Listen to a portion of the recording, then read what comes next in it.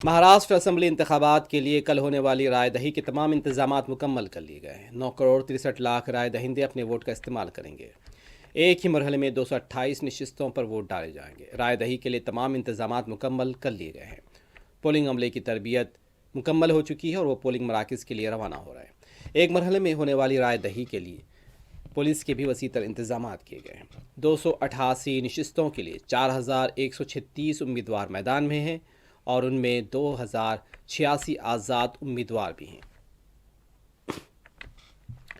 BJP की क़यादत वाली महायुति का मुकाबला कांग्रेस, उद्धव ठाकरे ग्रुप और शरद पवार ग्रुप के विकास अघाड़ी के साथ होगा।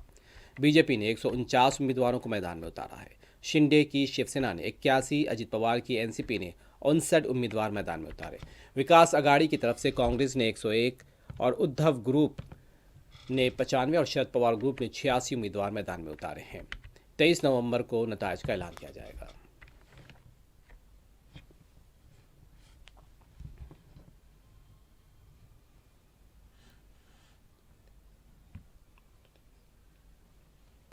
इनके पहले 2 बार प्रशिक्षण हुआ है पूरा। अभी ये जो थर्ड प्रशिक्षण प्लस उनका डिस्पैच हो रहा है।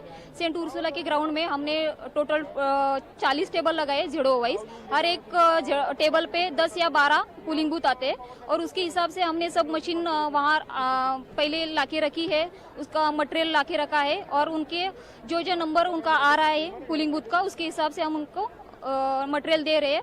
अभी सब पोलिंग पार्टी उनका मटेरियल चेक कर रहे हैं, सब सही है क्या। अगर सही होगा तो हम उनको गाड़ी में बिठा के उनके जो पोलिंग बूथ में वहाँ छोड़ देंगे।